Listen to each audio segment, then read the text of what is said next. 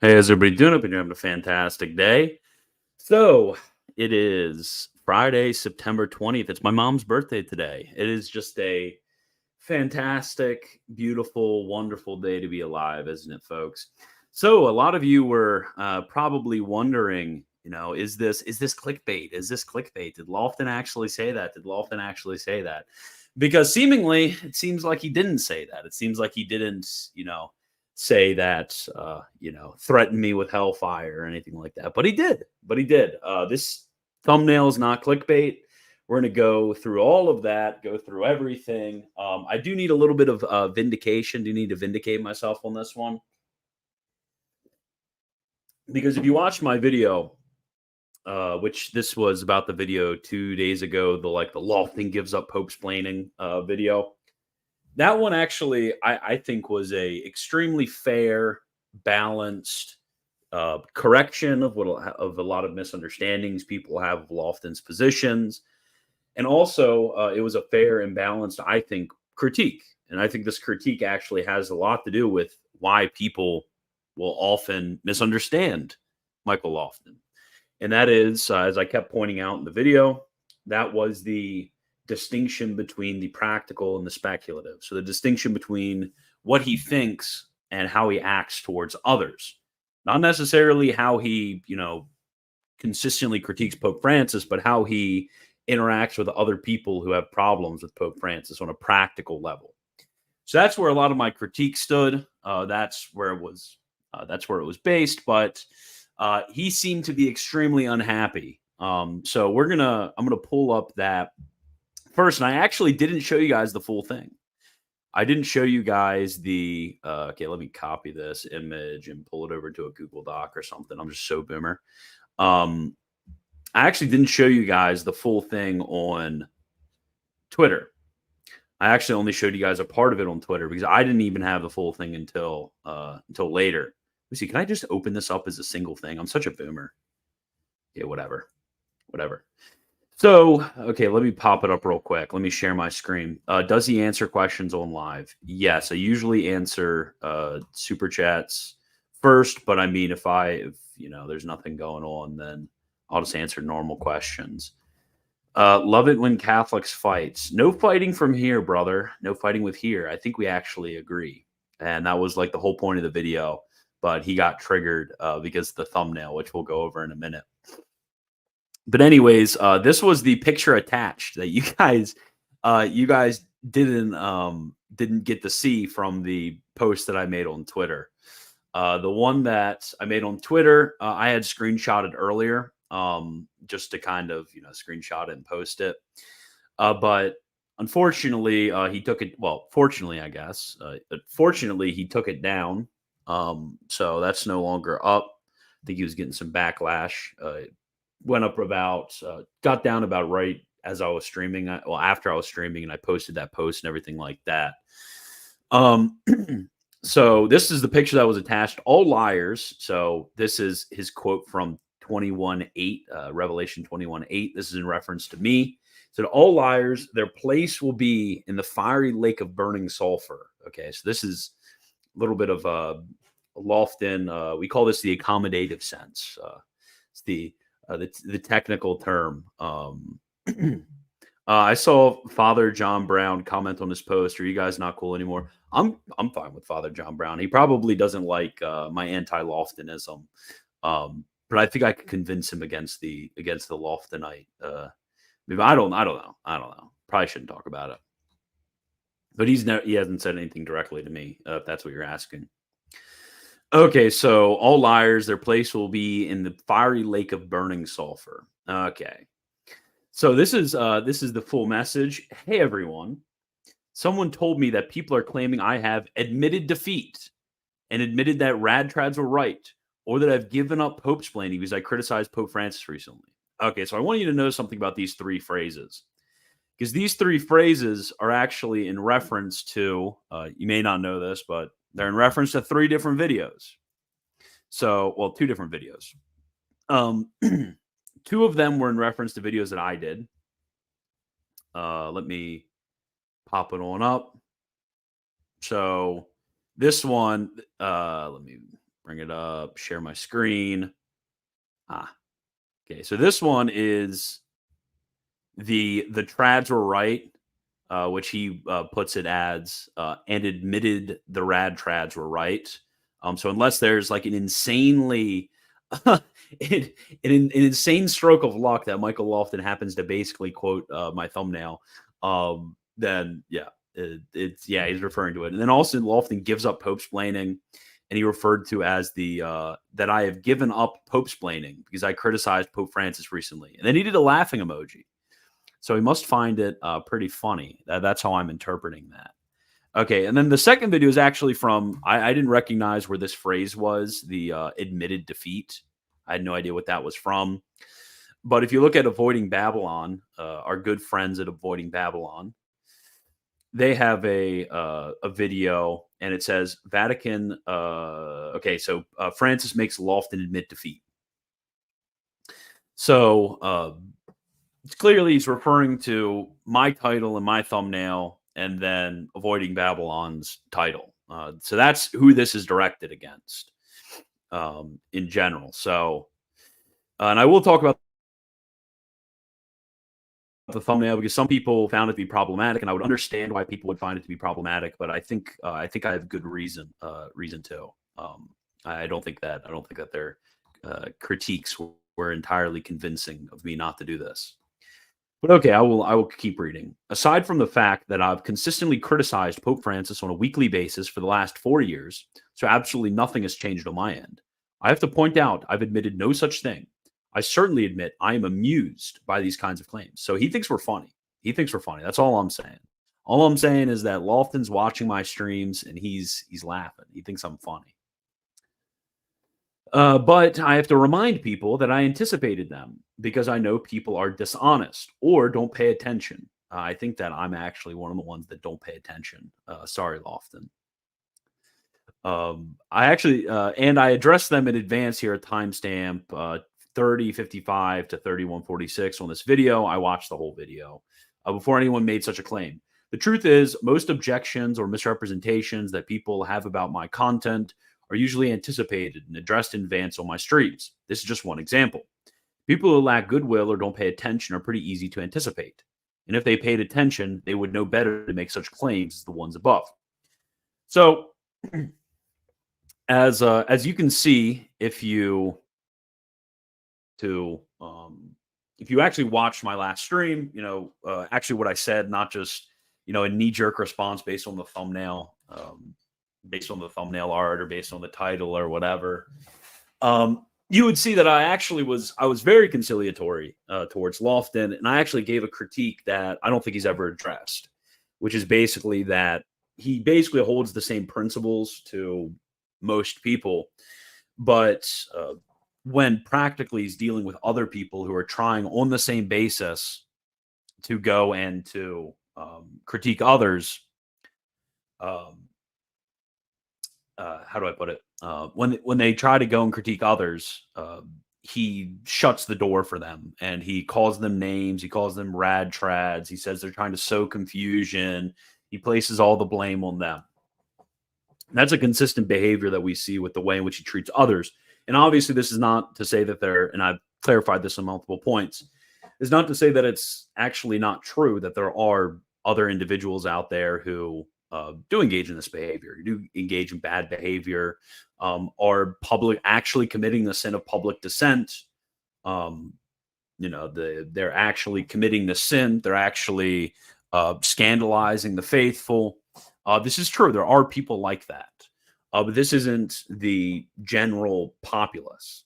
And for Lofton, it's when you're a hammer, everything seems like a nail. So he's hitting any sort of critique as rad tradism.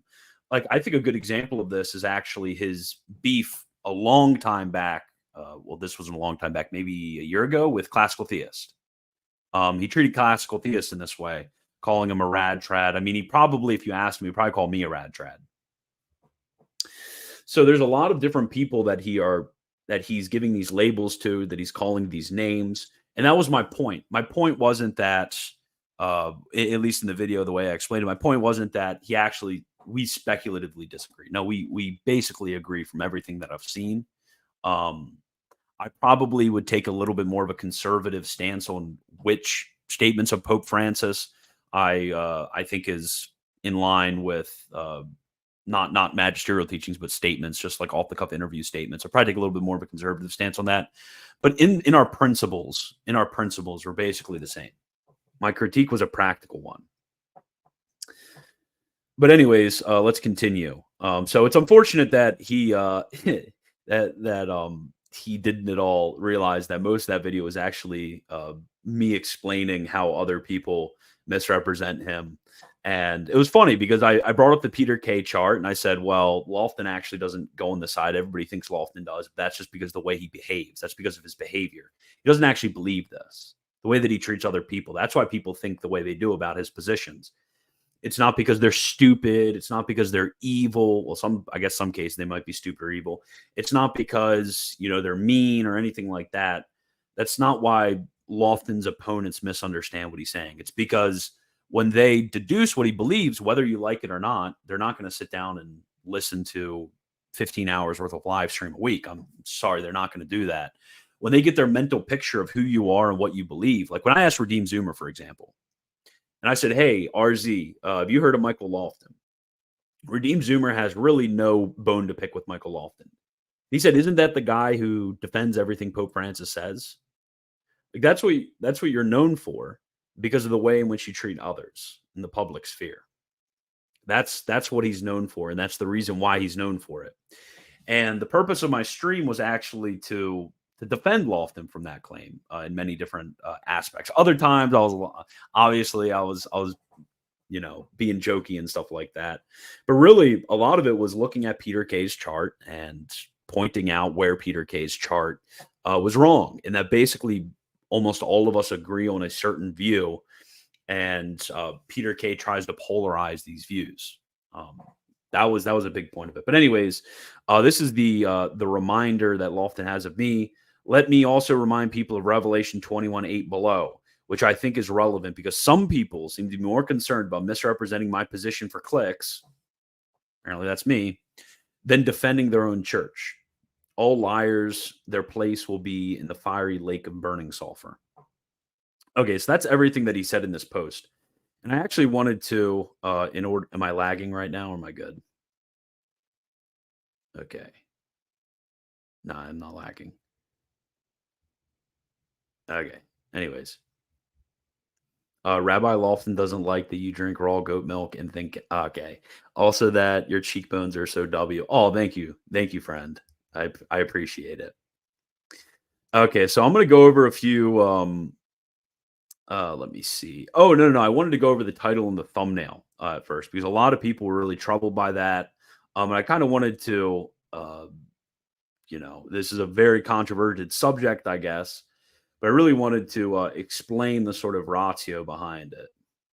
Okay, so the thumbnail says the trads were right, and then the title is Lofton gives up Pope's planning. So when you speak or when you write or when you act in front of other people, you have to be careful that you are reading, speaking, acting in accordance with your intended audience. Basically, in accordance with the general, what you could generally intend from your previous knowledge would be the type of people who would see this. So when I do a thumbnail that says the trads are right, most of my audience, what do? When they see that, they laugh. Why do they laugh? Well, they laugh because it's so absurd. It's so absurd that Lofton says the trads are right. It's the same reason we post photos of Joe Biden with the Trump 24 hat, or we have the memes where it's like our Catholic president has ended abortion, like it owned Protestants. It's the same reason. It's irony. It's joking. We're really what that's signifying to you. If you can laugh at a thumbnail, if you see that and you kind of chuckle, or at least you give a little smirk at the thumbnail, then what's that mean? That means that you're going to listen to the video, because that signifies that at least I know how to do something entertaining, or at least Unius Initiative knows how to do something entertaining on my behalf. It's meant to be absurd. It's not meant to communicate to my average listener that Lofton actually said that all of the rad trads were correct. That's just absurd. It's the same reason why I did a similar thing with Redeem Zoomer on a stream that I was on with him actually. I did a similar thing with Jay Dyer with the whole Jay Dyer converts to Catholicism. Like I think that was the thumbnail or the title. It's like Jay Dyer joins and converts to Catholicism. Like when I showed him the thumbnail, he thought that was hilarious. He laughed about it. But that's the purpose. The purpose is to make people laugh. The purpose is for it to be ironic. The purpose is for it to be a little bit stupid. Important. I'm gonna have to cut out all the time where I was gone.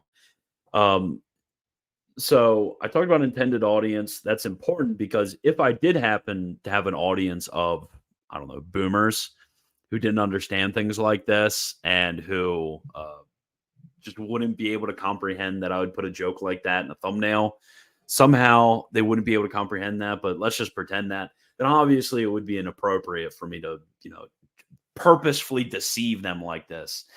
But with my audience, my intended audience, what I can reasonably expect my average listener to be, these are the type of people who will not be somehow deceived by an absurdist thumbnail like that. It's like if you put a thumbnail of like Nick Fuentes and put I love Israel on there or something. Like obviously that's meant to be like a silly, like absurd sort of thumbnail that's going to garner people's attention and such. It's not me lying or anything. I very much told the truth during the stream, as I've already explained. So I'm still here. Good. Okay. So what I wanted to do is I wanted to go over a few of the actual clips from the stream that I think were relevant. It's lying. So it's so over. It's so over. Nick is a Zionist. Real. Or maybe I need like a Wagner splainer to Wagner splain how when I said when I said that the trads were right in quotation marks next to Lofton's face, that was actually somehow me with the thumbnail. That was somehow me saying that the trads were actually right, not Lofton saying that the trads were actually right. Lofton happens to just be proximate to the thumbnail. I need a Wagner splainer to come out here and to explain to everybody this for me. But okay, I have a few clips. I copied the link. Okay, bring it up, and we're gonna watch these clips. We're gonna suffer through my terrible internet connection, and I had a few things to say. Each one of them are like a minute long. I'm gonna put myself on like 1.5 speed, 1.25, 1.5. I can't listen to myself at 1. But I had comments to make on each one of these because I think I really did flawlessly represent Lofton's view. Sometimes actually using his exact words off the top of my head from the stuff that I'd watched from him. Okay, so got to talk to the realist man. I can. Okay, so why do so many trads have a fixation with and keeping their cultures pure? It seems and unloving. The most concerned aspect of this to me is their usage of doctrine to justify this. Thank you for the super chat. I don't talk about stuff like that on stream. Okay. So let me pop this up here. It truly, really is because okay. Am I muted now? Yeah, I'm muted. Think that from the. Oh wait, I don't even hear myself. I need to fix this to hear myself. Anyways, reactions and the considerations and the responses that we've seen from a lot of individuals, I think we can break some good ground. So true. The Pope-splainer rad trad wars must end. I think we can actually clarify a lot from what's going on and from a lot of the reactions. I do think that we can look at what some people are saying to this statement, and we can show and maybe empathize with how certain people may respond to other statements. And I think from this, we also show a grand rhetorical inconsistency among certain individuals.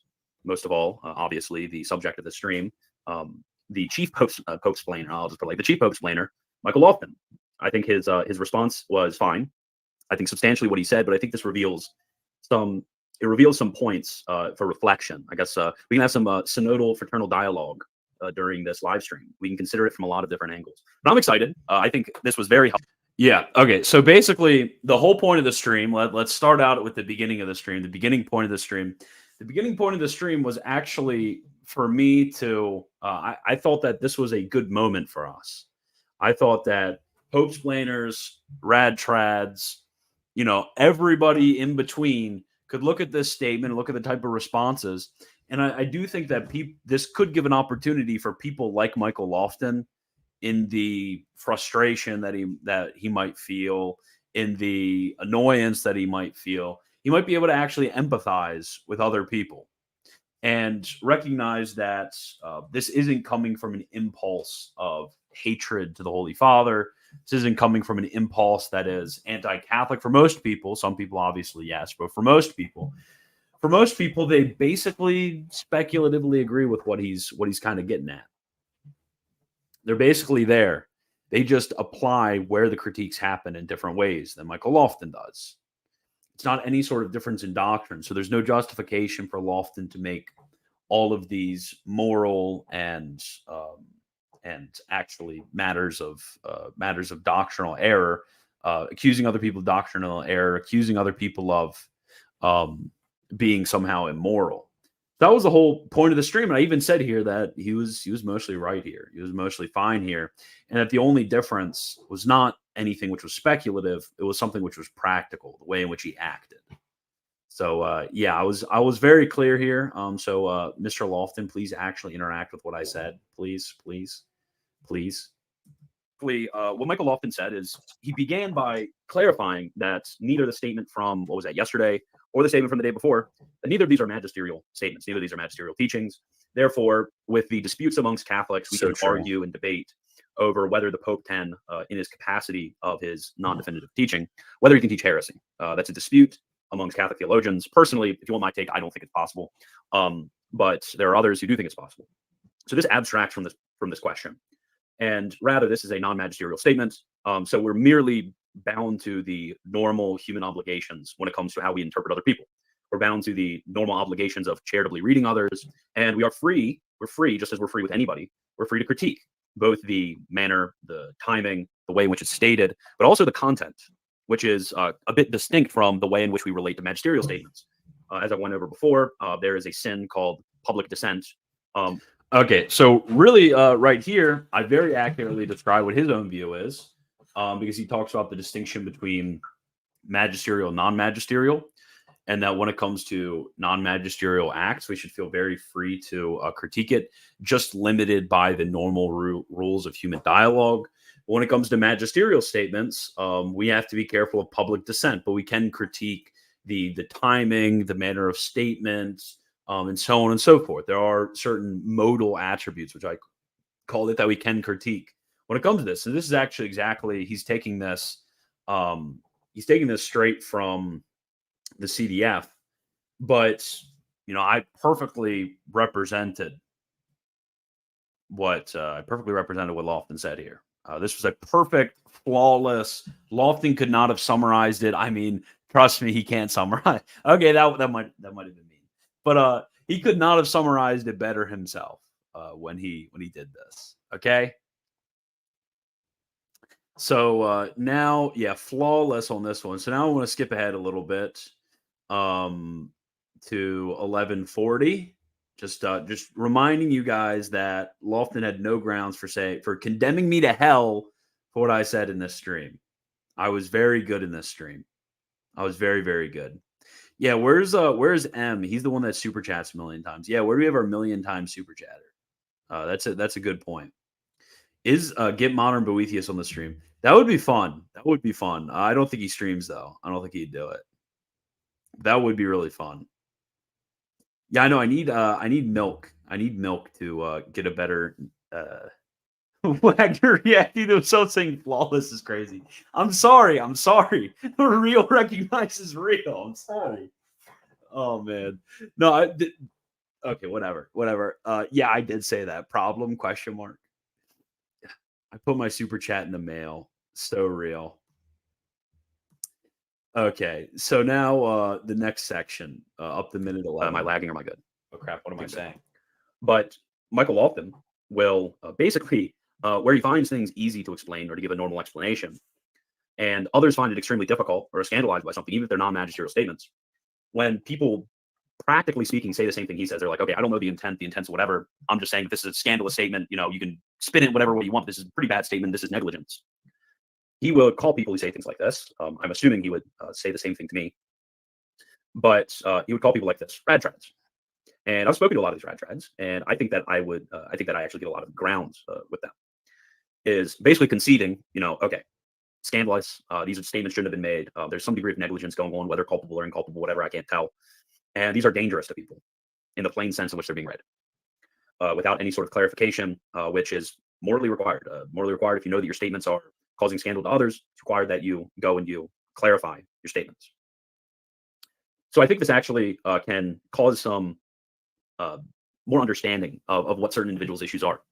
Because I think that a lot of times Michael Lofton, when he's dealing with these rad trads, he kind of misses what their big issue is. Because I don't think a lot of these individuals are too interested in speculating about intended sense or things like this. Some of them are. Some of them definitely are. Some of them definitely are committing the sin of public dissent. Some of them are causing scandal to the faith. Okay, then I go on. Yeah, some of them actually are, like I did on this stream already. Okay, so in this section of the stream, you guys basically see, as I did above, you know, that it's really an issue of Lofton not being able to empathize with people who are having difficulties with different statements than he's having difficulties with. Because when it's him who has these difficulties, and I'm saying that speculatively speaking, he affirms that he himself and others have this right, and he exercises that right gladly. But many times when others try to exercise this right, when others try to go about and behave the same way, just with statements that Lofton might not have issues with, he's very quick to accuse them of moral faults. He's very quick to call them a rad trad, very quick to call them, you know, dissenters. He's very quick to say a lot of these things. And I mean, I've heard him, I gave the CT example before, but I've heard him say this about many different individuals who very much were not rad trads or anything like that. Okay, so thoughts on painting. Thank you for the $2 super chat. Thank you for the $2 super chat. I was expecting to see a reaction to a Lofton video. Well, you didn't. I'm just demonstrating right now and clarifying what I was saying, because there were people who were saying that I was making big old mistakes. There were people who were saying that I was lying. You know, I can't have this. I can't have this. I have to clarify my own statements here. Make sure everybody knows. Okay, so next one is up to minute 16. This is where we get into the Peter K chart. I can't believe I'm doing this. You know, I'm defending myself from Lofton. Okay, I'm defending myself from Lofton. All the Lofton cells will watch this and they'll say Wagner was right. We need the Wagner apology. Maybe I'll live react to Classical Theist stream after this. That'd be that. Can you imagine? CT, dude, I just like scalp. That'd be terrible. That'd be a terrible thing of me to do because I'd just be scalping viewership if I did that. But what was I saying? Oh, yeah, maybe all the Lofton cells are going to watch this and going to say Wagner was right. I need the Wagner apology form for Wagner was actually right the whole time. And these are actually issues that we do have with Lofton, and I think are reasonable critiques to make that he has never addressed before. Okay, so now next section. Mistake below that. I mean, it could be very serious or it could be quite trivial. So I think most people would probably say, okay, well, his ordinary magisterium has errors. They don't think his ordinary magisterium has heresies. And the response as well is, okay, you have basically, you know, these two poles. Most people aren't on either of these poles. There's some dispute in the middle on this one, especially, but most people aren't on either poles. This is a very polarizing sort of issue. And I think, you know, when it comes to people like Kwasniewski, Marshall, whoever, I think they would probably call everyone left of them Pope explainers. I mean, they probably would call me a Pope explainer. It's whatever. You can call me a Pope explainer all you want. Probably call me a Pope explainer. And I mean, on the other side, I mean, you have the 10% over there on that side. Lofton, I mean, I think Lofton speculatively is actually in the middle. Yeah, boom. But at least in terms of attitude, in terms of practical action, Boom. he's on the left side of things. Boom. He would call basically everybody right So there, true. a Pope explainer. He does it So quite often. He throws around that term. So true. Not Pope explainer, rat trap. He calls him a rat trap. He uses it quite loosely. But So true. Okay, here is where I make that distinction that I kept bringing up earlier between the practical and the speculative, between what you think and the way in which you act. So I was very cognizant throughout this entire stream to be very clear about this. Very clear about this, okay? So let's go to the oh yeah. Yeah, when I say I don't think he's put these in practice, I'm referring to the way in which he treats others, not whether he critiques the Pope or not. To clarify on that, because some people were misunderstood. And then I also made like a brief joke at this point of how, Lofton, he's not able to explain it, and therefore he starts criticizing the Pope. And I was laughing during it. It was obviously in context a joke. But I just removed it just so there's no uncharitable thoughts arising in anyone's brains about this. Okay. So I'm just letting you guys know. Sorry, Lofton, if you were misrepresented here. Okay. Okay. And then now another one. And this is the last clip, I promise. It's going to be a minute 34:45. Okay. And then to 36:10. This is the point where I actually do think that Lofton is wrong. Like speculatively, I think he's wrong. I can't believe Wagner's dude. I have to defend myself. I have to defend myself against the threats of hellfire raining down on me from his nuance. I have to defend myself. Trust the plan. Trust the plan. Okay, what was I saying?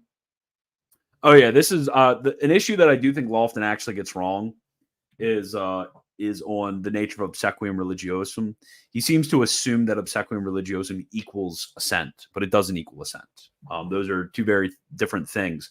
Ordinarily, obsequium religiosum results in assent, but they're not the same thing. And there can be very many justifying cases for us to not assent, but there's never justification for not giving obsequium religiosum. Okay? So let's get into something this. that needs to be clarified for sure. Because a lot of people think public dissent, and I mean, people like Lofton, unfortunately, have made people think this, but they think public dissent involves like any sort of withholding of assent.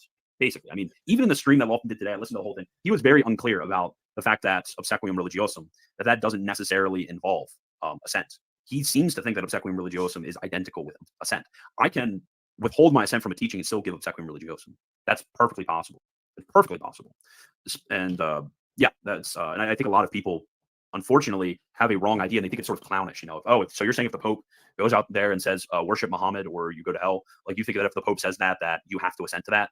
That's what they think. That's what they think the teaching is. Basically, it's like actually, yeah. No, So true. Okay, thank you. I absolutely agree. Okay. So that was the I promise that's the last one. That's the last one. I promise, guys. But I actually wanted to go over and oh no, Mike Winger. Several disturbing things the Pope has said. 10 questions with Mike Winger. You mean Gooner? Mike Gooner? Can anybody get the Mike Gooner things in the chat?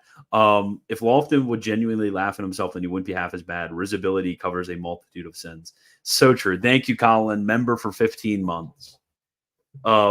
Yeah, that's very true. Not only is Lofton not able to laugh at himself, but he seems to genuinely lack empathy for others in many cases, which is very sad. But I'm bringing up the Lofton stream because he did say something that was very important that I wish that he would have applied to me before he consigned me to hellfire. Okay, so it's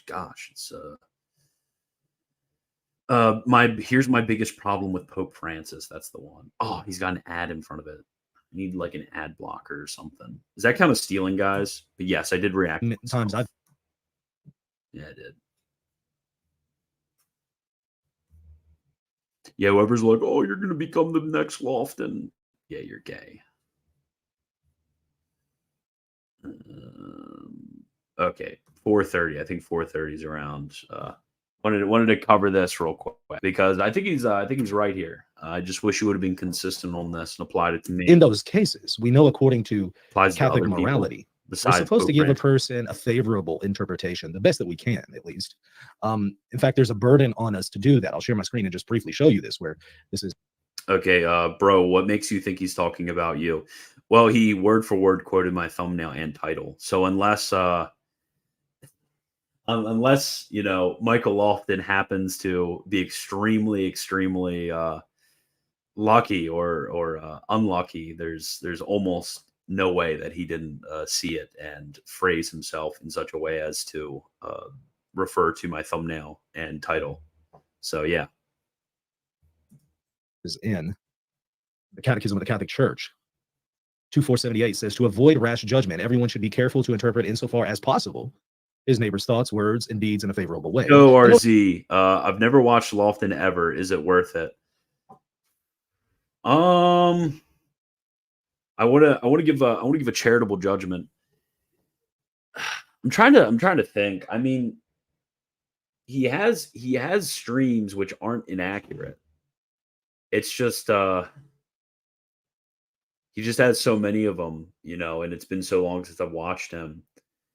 But yeah, I'm sure there's plenty of them that are okay. It's just and there's a few that I've seen that have been fine. It's just that they're very, how do I put it? They're very wordy, you know, and I think there's more efficient ways of getting knowledge. If you know what I mean. Yeah, he put some old gems up. I want to say that his old stuff was good, but recently I did listen to one of his old things as like a members stream. I was like, oh, Lofton did a debate on sola scriptura. I want to watch this, and it was terrible. It was horrible. I remembered it being good, and I can't believe I thought that was a good debate. That was terrible. Not sure if he actually threatened you or if this is clickbait, but praying for you still. Thank you, Redeem Zoomer.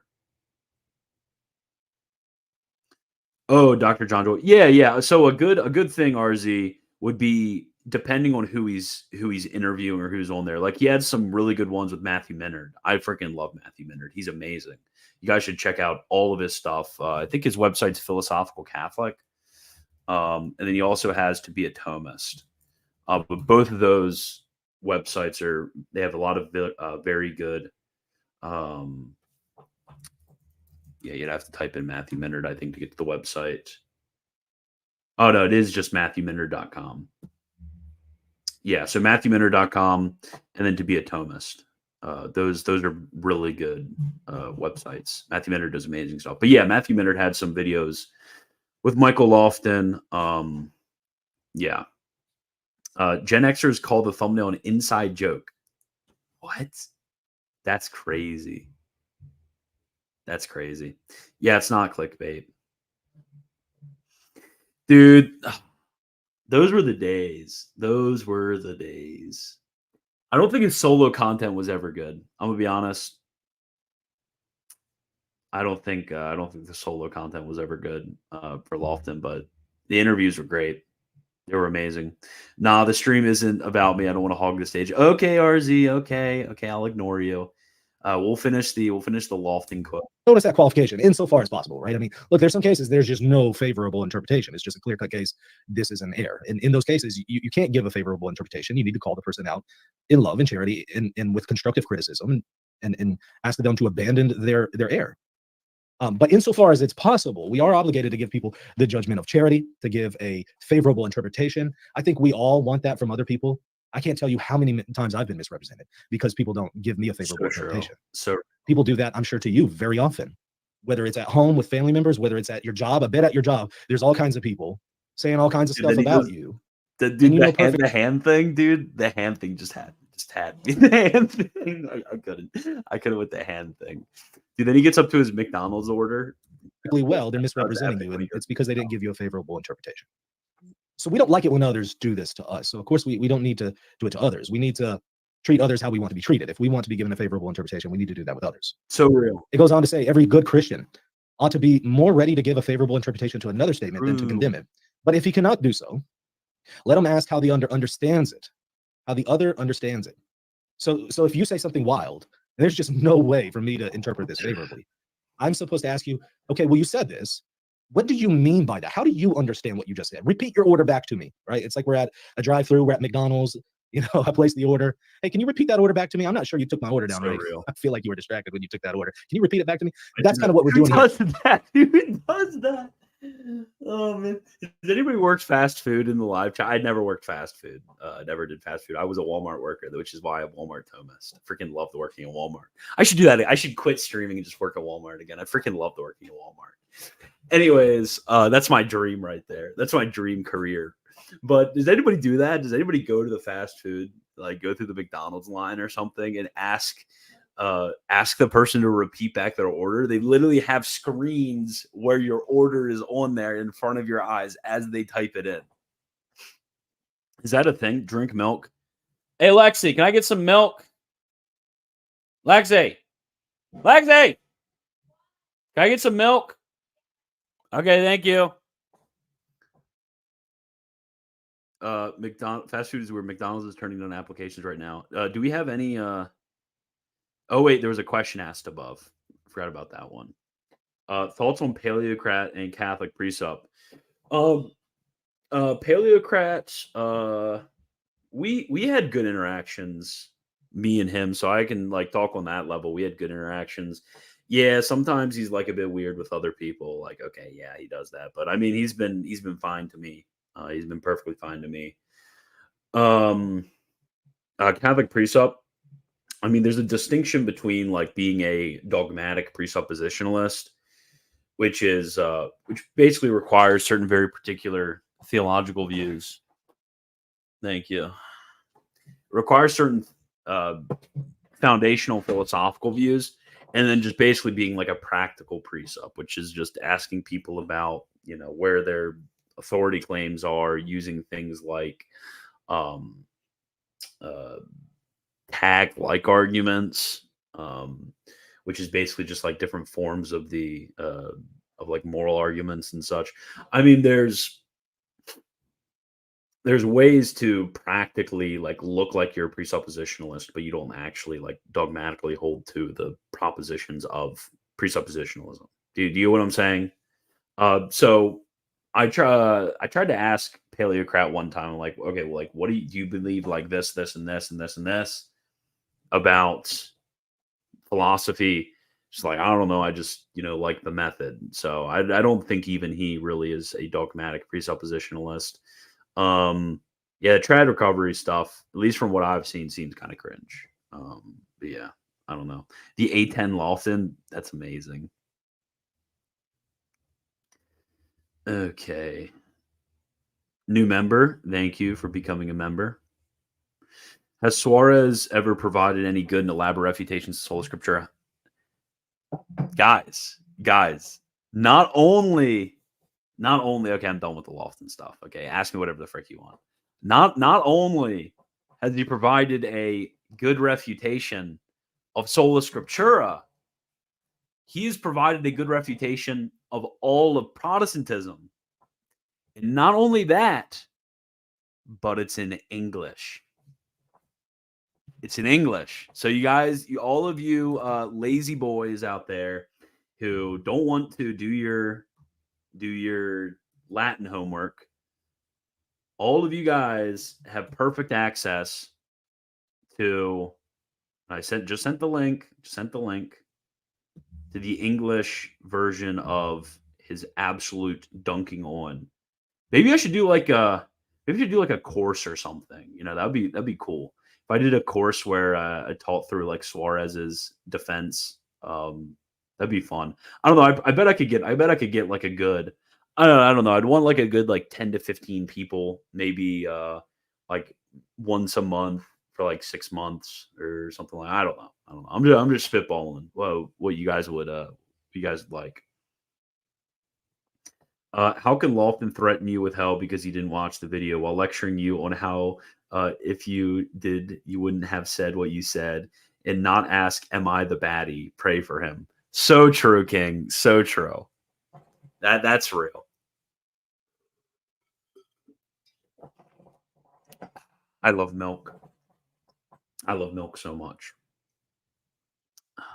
Also add RZ on the call. He's probably doing something right now.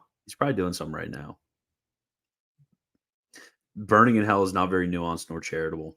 So true. Do the Suarez course and I'll become a patron again. Charge hundreds of dollars for a theology course on Discord. I don't know. I do like would you guys be interested if I did like I would do like once a month and it'd be like a live meeting thing. I think I could set that up on my website and it'd be, I don't know, like $10 a course or like $10 a class or something like that. I don't know. It'd be like 6 classes. It'd be like monthly. I don't know. Would anybody be interested in that, or is that just like a bad idea? I don't know. It's because I have some more time to do more work now. So I mean, I could put it into a project like that, or I mean, I could do other stuff as well. I could troll more people on Twitter. I mean, whatever else you want. Even if the Pope meant what he said, he's still way more base than most of my denomination's current leaders. It's so real. That's real.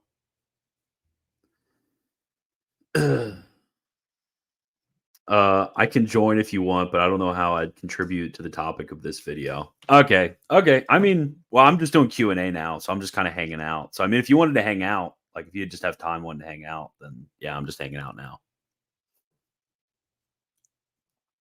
My favorite horror film is the Pope Francis Papacy. I'm a former Pope splainer. Are there now like a bunch of ex Pope splainers out there? Is that like a thing now? Like, is there like a league of ex Pope splainers? Add RZ. Okay. Everybody wants him. Everybody wants him. Okay, I'll send you the. Okay, yeah, I'll send you the link.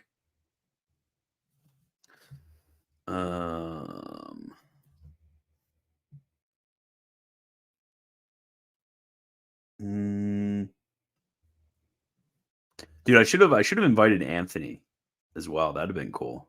Yeah, there you go. I messaged it to you. This was such coal. The Lizzie reform stuff from today. You know that one e-girl. She's like an e-girl, but she's married. Lizzie reformed. Just crazy, just absolutely crazy stuff that she was tweeting. Stuff was insane.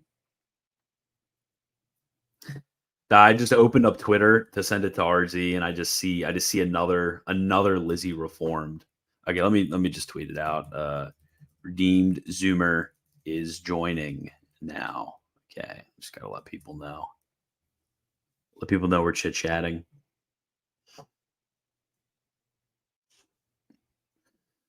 He's a good dude. I secretly wanted Jay Dyer to embarrass him in a debate. LOL, Christian, you got to show him how you did it. What? Oh my gosh, dude, Jay is. I can't. I feel like last time RZ was on, people were asking about Jay. When it comes to Jay, you know, I have a cordial relationship with him, but like actually being like sort of face to face talking with him, he's just like so good at kind of getting you trapped in. And I had to work super hard to not get like trapped into my words, because he'll get people to kind of backtrack, and like he'll control the conversation and he'll take it the way that he wants, and he'll make you try to backtrack and like clarify yourself. And that's like a huge temptation for me. Oh man, you're small. Okay, let me change this size discrepancy. Okay. So when you're in a discussion with Jay Dyer, he's just trying to turn the debate the way that he wants. He's trying to get you to backtrack on your statements. If you fall into the temptation to start backtracking and explaining yourself and dealing with all of his objections, like he's got you. So really all that I had to do when I was talking with Jay is I just had to like just rigidly keep on topic like as I was going, and he got me a few times during the discussion. Like he got me to sort of backtrack a little bit. But that dude, he's a sort of he's a master of the sort of one-on-one conversation. He's crazy. Jay is a very skilled debater. When I debated him that one time, I mean, it wasn't supposed to be a debate, it was supposed to be a casual conversation, but you know, Jay couldn't help himself. Like he did stump me legitimately many times. Many times I was actually trying to answer him. He just interrupted me halfway through my answer and asked a different question. And then I got confused, and then it's like, okay, he won now. So, wait, is Anthony in the chat? Is he? Also, to let you know, I might disappear abruptly because the wife is gonna get back with the food. So then I need to disappear and simp for her and be with her. Oh But my until she gets back, gosh. until she Okay, gets back, I'm here. bro, this guy, your wife's getting you food. What are you eating? She makes homemade pizza. Yo, that's W. Did you marry a WAP or there's she not a WAP? Yeah. I married a wasp, if that's what you're asking. A What's WAP, a no WAP. what's a what's Oh, a you don't know about all the interwhite slurs? Oh man, this guy. no? What is it? What is a? I thought Oh, WAP was like the Cardi B song. no, no, that's WAP. Oh, no, oh sorry. No, a WAP is like a racial slur for an Italian. Oh no, I'm the Italian. She's very Germanic. I'm like Jewish and Italian. I'm all the New York ethnicities that used to be considered not white. Dude, that's bro's half Italian, half Jewish. That's crazy. Okay, anyways, is it fair to say that the defense against the problem of evil is that the ends justify the means for God? If so, why is that a satisfactory defense? I don't think anybody has claimed that that is the defense of the problem of evil. Really, the defense of the problem of evil is that God permits certain defects among particulars for the good of the whole. It's like basically if you are making a big the idea from the theologian, if you're making a big beautiful painting, like some parts of the painting, if it was just like a black slab or a white slab, like that wouldn't be a beautiful painting. There has to be degrees of shade and difference within them. And sometimes when you have human sin, when you have tragedy and you need redemption from this is actually the Thomist defense of our view of our particular view of the primacy of Christ, is that what's most essential about the incarnation is the fact that the fall into sin, God has willed to the greatest evil and in the depths of human sorrow and pain would be something which would be contrasted to the great glories of the mystery of the incarnation and the glories of the redemption. So it's not so much as God is doing certain things and the ends justify the means. It's that God is permitting something to occur, if that makes sense.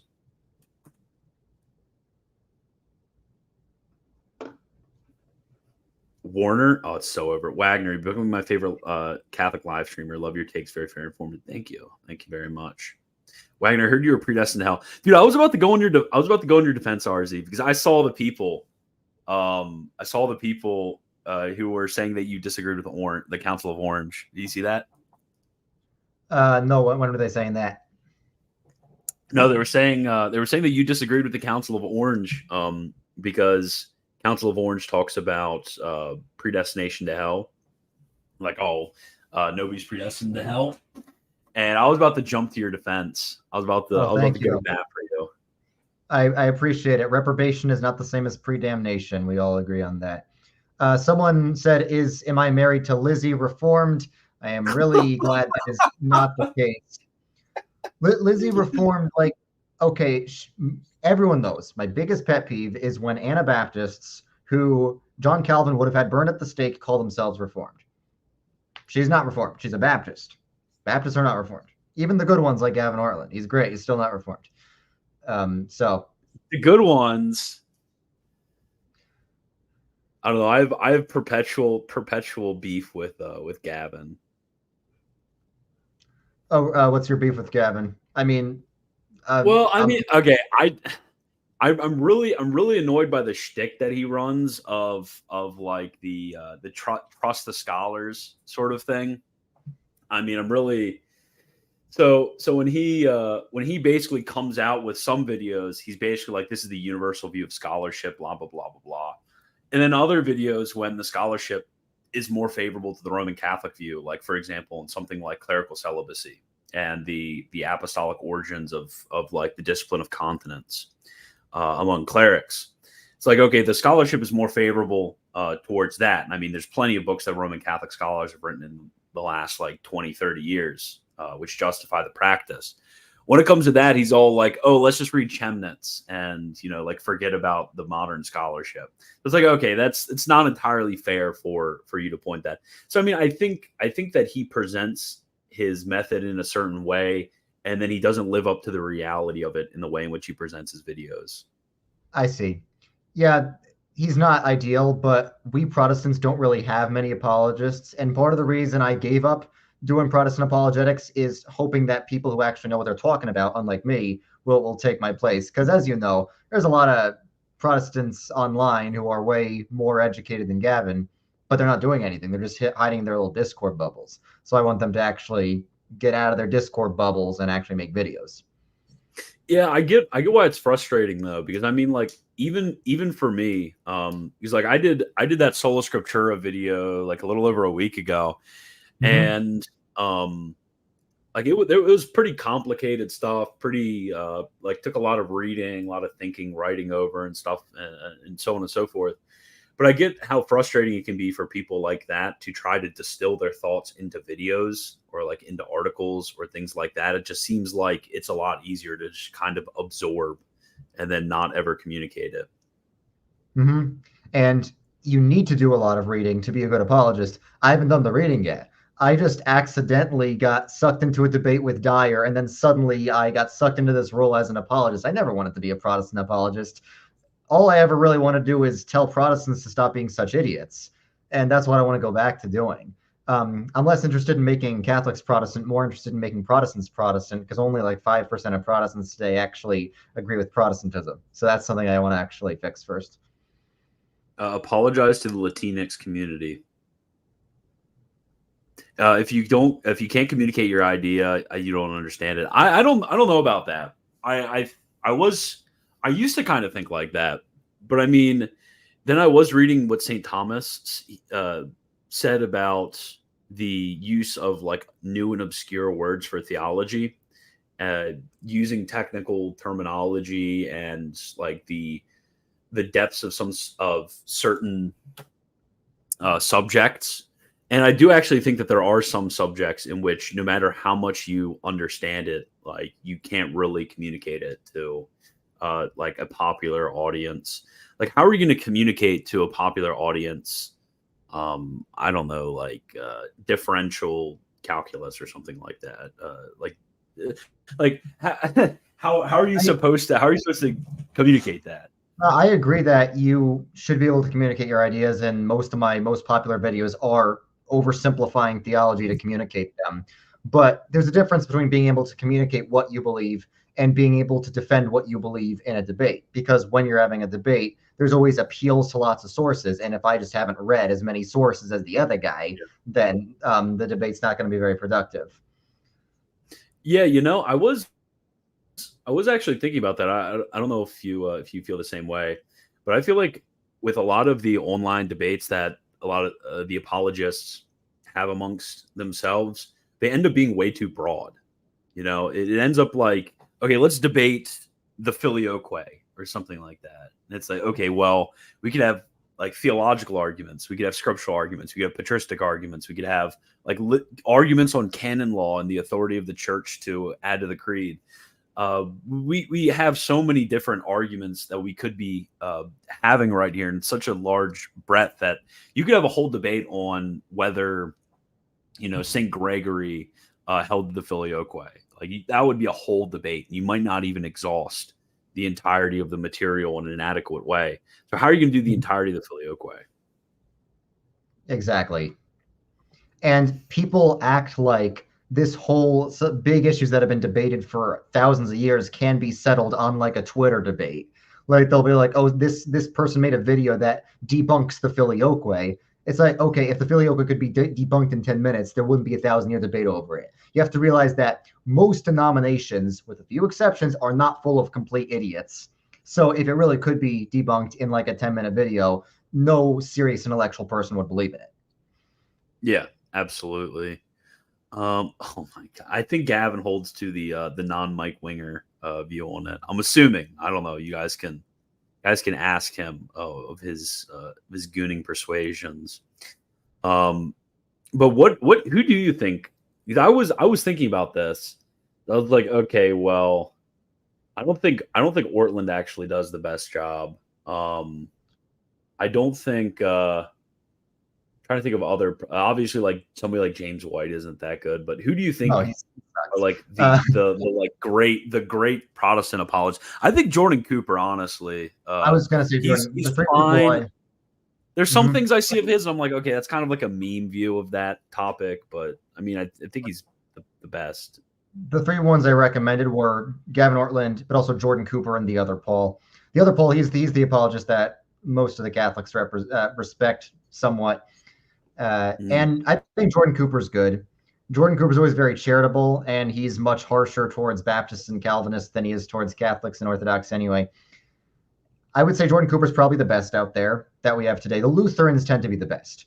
And my whole theory is that if you have not been alienated from your own tradition, your tradition will automatically produce good apologists. You see Jordan Cooper's LCMS, or at least in communion with LCMS. The LCMS is a traditional mainline denomination. So they automatically will produce more educated apologists. Whereas these brand new Baptist and non-denominational churches, they're not going to produce good apologists because they're not very rooted in tradition. That's why James White has lost every single debate he's ever done with a Catholic. I think James White is good when he's debating Muslims. He knows the Quran better than they do, but he's awful at debating Catholics. Yeah, I don't know. Jordan Cooper, I didn't really have too much beef with him, but he made like some cringe statements on the woman question. I decided to do like a little bit of trolling on Twitter. And then like ever since then he hasn't liked me. I don't know why. I've literally basically never had interaction. I will just fully admit that Protestantism overall is more liberal on the question of women than Catholicism. I will fully admit that.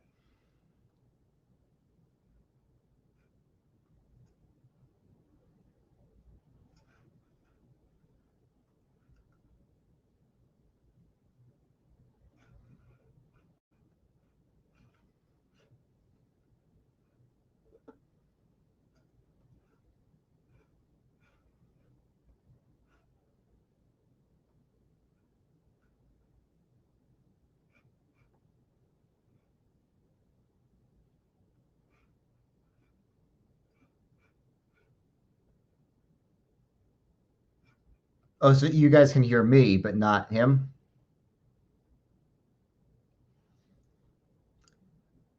Can you guys hear me? I'm curious. Okay, so today is the Calvinism stream.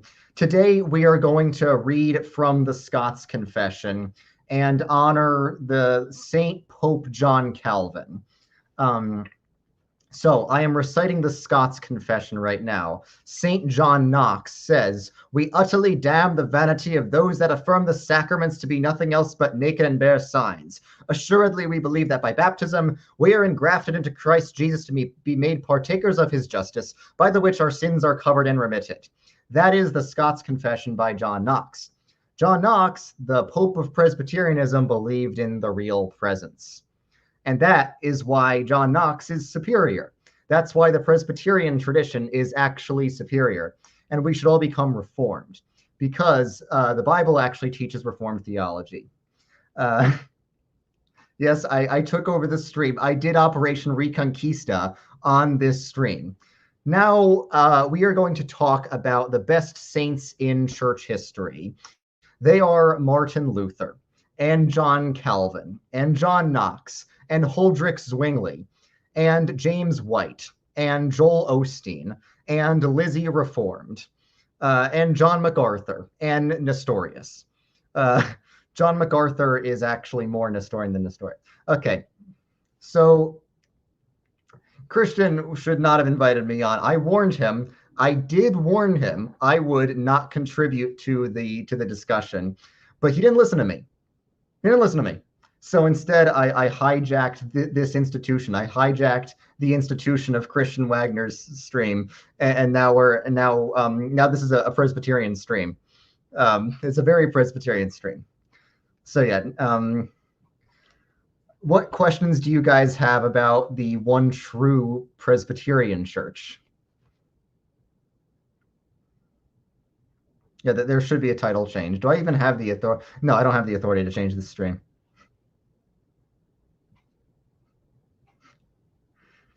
Yes, the Reformation is finally complete. We have finally taken over Rome. This is Redeem Zoomer to announce that Pope Francis has finally accepted the Scots Confession. He has finally accepted Martin Luther's 95 Theses. And now the entire Roman Catholic Church has become Presbyterian. No, Lizzie Reformed is not my sister. Anyway, while I'm here, I guess because I'm technically a guest on. Hey, I'm back. back. Guess what? Guess what? I reconquisted your stream. I turned it into a Presbyterian stream. No. Okay, bro. We're have to all submit to Pastor Susan. All of us are. All of us are submitting to the who's the head of the what do they call it, the general moderator of the stated PCUSA. clerk. The stated clerk is the closest thing we have to a pope, but the stated clerk is literally just the secretary. And that's why it's fitting she's a woman, because like secretary, you know. Wait, who is that? Wait a second. And it's like it's not even a white woman. That's crazy. It's like an Asian woman. Yeah, but the stated clerk has zero actual authority. So that's the beauty of Presbyterianism. We don't elevate any one individual above the role of elder. So no individual is more powerful than an elder. No one individual. That's yes. So she technically has just as much authority as my dad does, because they're both elders. Why didn't your dad run? Well, he doesn't have the time for that. He barely has time to do his job at the church, and not any old elder can just run for moderator. The moderator or the stated cleric has to be, someone everyone knows. It's not a pure democracy like that. But every elder has the same amount of power individually. So my dad has just as much authority as any other individual elder like she does. Yeah, people are telling me to answer the super chats. Christian B. Swagner, thank you for the $10 super chat. RZ, thoughts in the Catholic argument, Matt 18:15 through 17. Is that where Jesus gives the keys to Peter? That's Matthew 16. Okay, what's Matthew 18:15 to 17? Let me look it up. Okay, so I'm popping it up. We got to read from the inspired Dewey Reams version. Okay. Are you a King James version LARPer, or are you just don't care? King James persecuted the Presbyterians. Yeah, he was based for that though, because he was raised Presbyterian, and then he was just like, yeah, I hate these guys. And then he was just like, I'm also going to be gay. So that was crazy. The Anglicans have just always been gay. this dude, Sean Composer in the chat, he likes Bach, but he's Orthodox, so he thinks Bach is a heretic. Anyway, he's asking me on my opinions on Western Rite Orthodoxy. I don't get the hype with Western Rite Orthodoxy. It's like if I ever did go Orthodox, I wouldn't have a problem with it being like Eastern. Yeah. But I'm much more likely to go Catholic than Orthodox because of scholasticism and all that. So true. Okay, but if thy brother shall offend thee, go and rebuke him before thee and him alone. If he shall hear thee, thou shalt gain thy brother. And if he will not hear thee, take with thee one or two more, that in the mouth of 2 or 3 witnesses every word may stand. And if he will not hear them, tell the church. And if he will not hear the church, let him be to thee as a heathen and publican. Yeah, what am I missing something here? No, I'm pretty sure it's supposed to be the last part. If you will not hear them, tell the church, and etc. So he's saying that Luther should have listened to the church. Mm-hmm. That's the Catholic argument that Luther, that every excommunication the church does is infallible, so that Luther should have listened to the church and just submitted to the authority of the church. Is that what they're saying? I'm guessing they're saying that this is some sort of general representation of ecclesiastical authority. Is that you got to listen to the church, I don't know. There is ecclesiastical authority. Protestant churches do excommunicate people. There have been many people excommunicated from the Presbyterian Church. I was at a Presbyterian church some years ago where there was this dude who sort of left his wife and was going to church with his girlfriend, and he got excommunicated from this Presbyterian church I was going to. So we do excommunicate people. And I've said I will leave the PCUSA if I get excommunicated. Oh, you will? That'd be crazy. Do you think you're going to become the head of the PCUSA one day? I mean, we don't really have a head, so no. But that's real. Okay, did you just reconquista Wagner? So true. Oh yes, yes, I did. Lutherans make better apologists because they're okay. Lutherans make better apologists because there is closer to the truth.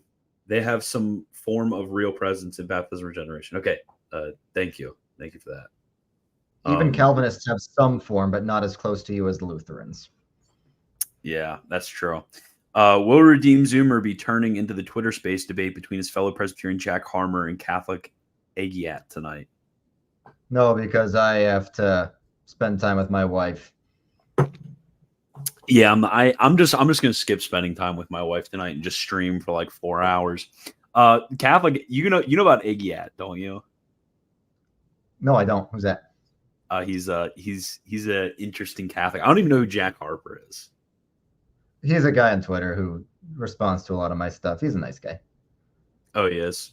Okay. So I don't know why I am saying check title and thumbnail, check title and thumbnail, check title and thumbnail. Oh, is that why that's me messaging that towards myself. Lutherans, dude, I've always said this. I wonder what you think about this, RZ. So Lutherans are to Reformed what Eastern Orthodox Eastern Orthodox. Yes, I've said that many times. Dude, I say that all the time. It's so true. I've said that so many times too. I didn't even know you said it because so many ways Lutherans have fewer doctrines but defend them more fiercely, just the way the Eastern Orthodox do, and just the way every future group split off from the Catholics, every future Protestant group split off from the Calvinists. Calvinism is the Catholicism of Protestantism. Lutheranism is the orthodoxy of Protestantism, and Baptist is the Protestantism of Protestantism. That's crazy. Baptists are the Protestants of Protestantism.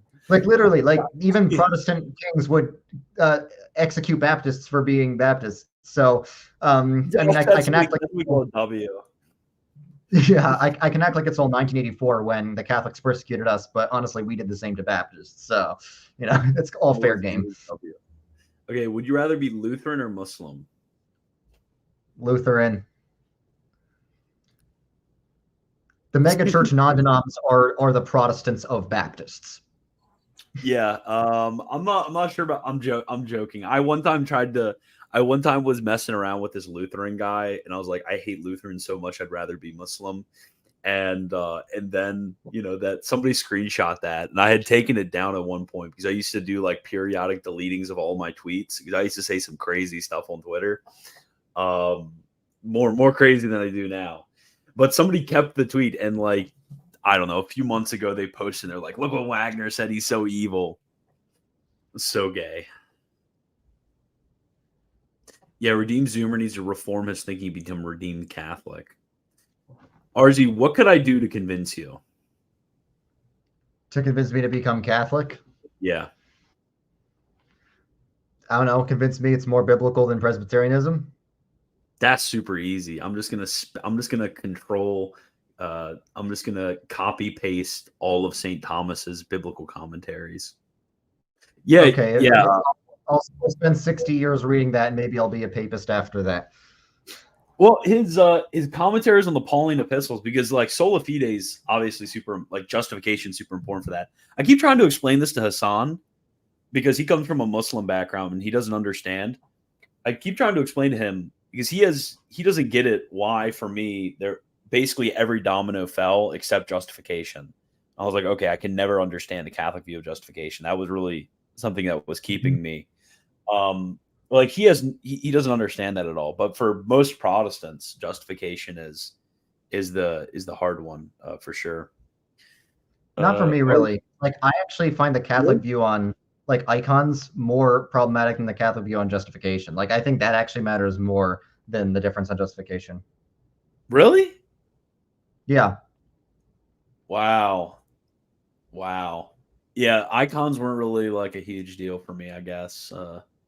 That wasn't anything I mean, I thought the internal logic made a lot of sense, and that's I guess where I was coming from. But RZ, if what if one church binds one thing and another church binds another? Wouldn't the binding and loosing powers have to subsist in only one church?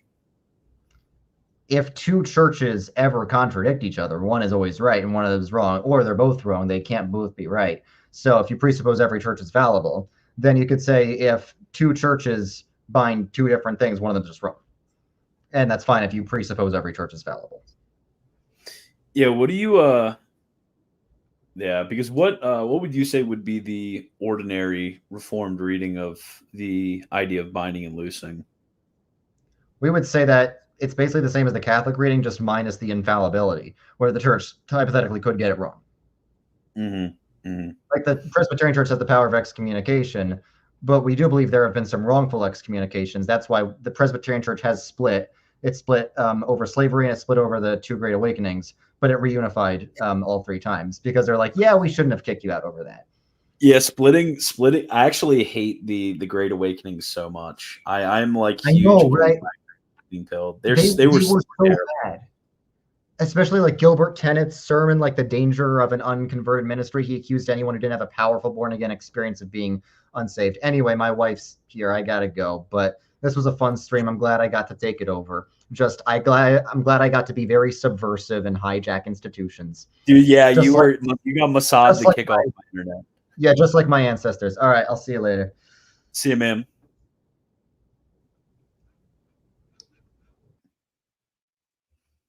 Okay. RZ set up a debate between Wagner and a Protestant friend of your choice. Oh man, I should have asked him that. That'd be fun. That'd be fun. I don't know. I feel so weird about doing debates now. It's just I don't know. I don't like debates. Done two of them, don't like them. It's like there's just like a lot of material to go through beforehand. Will you debate Gavin Ortlund? I mean, if Gavin Ortlund wanted to debate, I would. I mean, if it was on something like clerical celibacy, I think clerical celibacy is super obvious. And for those who don't know, I did do a concise clerical celibacy video on my channel Distinguo. So if you go in YouTube, DISTINGUO, Distinguo, I did one on that. I think clerical celibacy is very easy to defend.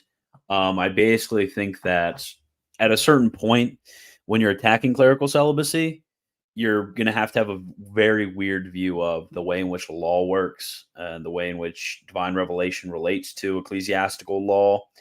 And you're basically going to be some sort of weird positivist about the way in which law worked in the apostolic era. So, yeah, I think I could very easily, in a way in which somebody like Gavin Ortlund is actually consistent with the way in which law worked in that era and the way in which law works in the present day for him. So yeah, I think I could actually, if somebody just heard me out, if you just let me cook for a second, you heard me out and you listened to my video on clerical celibacy, I think I made an extremely convincing case. I think everyone else can cope, seethe, and cry about it. Oy vey, oy vey, oy vey. Bro thinks I'm Gen Alpha. No, my kids are Gen Alpha. Oy vey. But thank you for the super chat, Mr. Catholic Samurai. Okay. Debate Mike Winger. Put Lizzie Reformed in jail. Imagine. The year is 2025. I have destroyed Mike Winger in a debate. Lizzie Reformed is in jail. Gavin Ortlund has quit the internet. I have 500,000 subscribers. I have hired 20 different scholastic cells to constantly pump out apologetic videos using obscure early 20th century positive theology sources. We have a 10-hour video on justification. We have a 30-hour video on the filioque. We destroy. We all study together for debates, and we have weekly debates where we have one of our guys just obliterating apologist after apologist on every single different era. We have converted RZ. We have converted everyone. Imagine. That's the future. That's the future right there. That's the future that we're going for. Soon. But yes, I will debate Lizzie Reformed. Lizzie Reformed, if you're out there, I'll debate you and your husband at once, okay? Well, oh man, I forgot that I challenged her husband to a wrestling match that one time. That was crazy.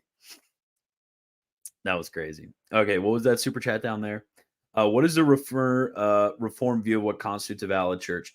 Yeah, so they would basically point to the administration of the sacraments of baptism in the Eucharist, the preaching of the gospel, and then some will also include church discipline, although others don't include church discipline.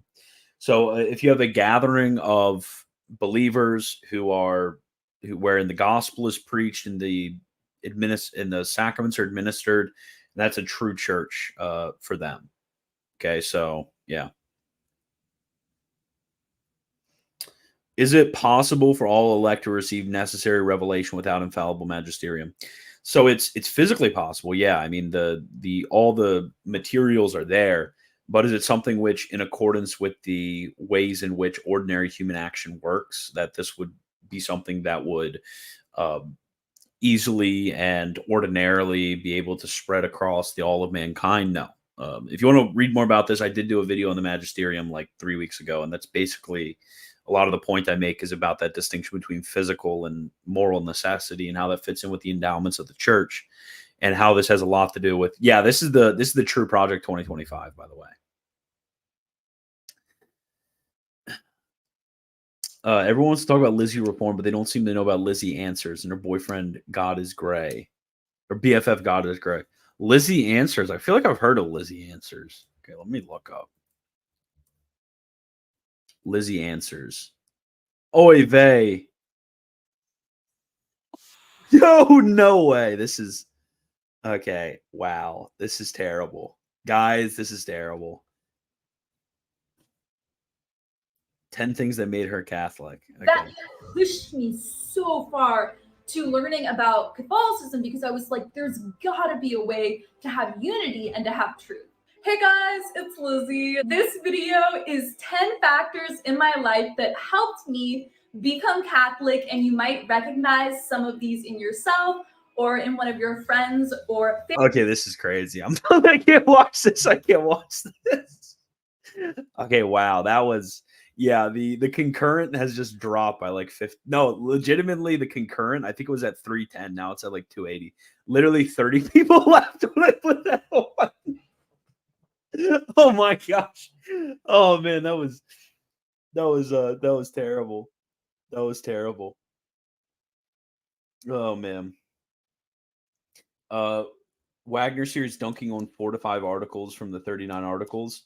Yeah, should I do a video dunking on the entirety of the 39 articles, even the parts of where we agree? I'll just dunk on them anyways. Okay, let me. What are the 4th and the 5th? I haven't read the 39 articles in forever. For those who don't know, 39 articles are the basically confession of the Anglicans. There's 39 of these articles. Of the resurrection of Christ and of the Holy Ghost. Why would I dunk on those? Talking about like of the sufficiency of Scripture. Yeah, I'll dunk on those. Okay, let me. Oh wow, I'm way behind. Yeah, Burns, anathema. Where's the toy monkey? It's next to my bed. Should I get Lexi to get it for me? What's more important, woman wear hijab or woman can't speak? It's a tough one.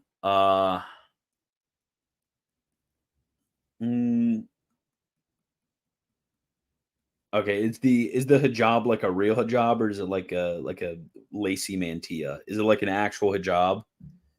And by not speaking, can they like? Does that mean they can't communicate with words at all, or does that mean they just can't like verbalize them? Like, can they tweet and stuff like that and write down stuff? We need the monkey. Okay, I'll text Lexi. Say they want the monkey. Give me my monkey. I need the monkey. Okay.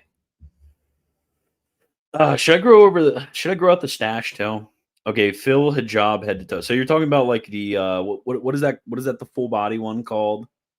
You know, like the one that people call like a tent. You know, not to be rude or anything. What's that one called? Not the is it the it's the burqa. It's the burqa. Okay, so no verb. Okay, so this is a new one. Burqa or no verbal or online communication for women. Oh my goodness, this is tough. This is tough. Oh my goodness. So all women wear a burqa, but also all women not only can't talk, but they can't communicate at all. Wow. This is like no, you know what's the opposite of between a rock and a hard place? This is the opposite of that. Honestly, I would probably choose burqa. I would definitely choose burqa. I feel like with burqa, there would be so many more souls saved, but with women not speaking, I mean that would just be less annoying for us men out there. So I would take the salvation of souls over, you know, personal comfort. You know.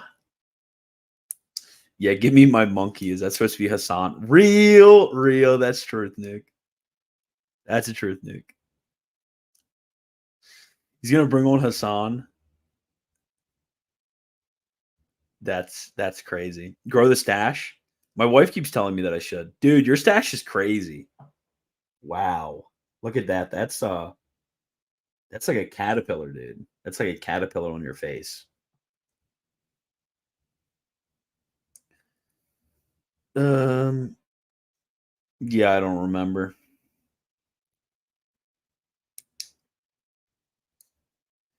What about women never speak in any circumstance but dress immodestly, or women all dress modestly but never stop talking?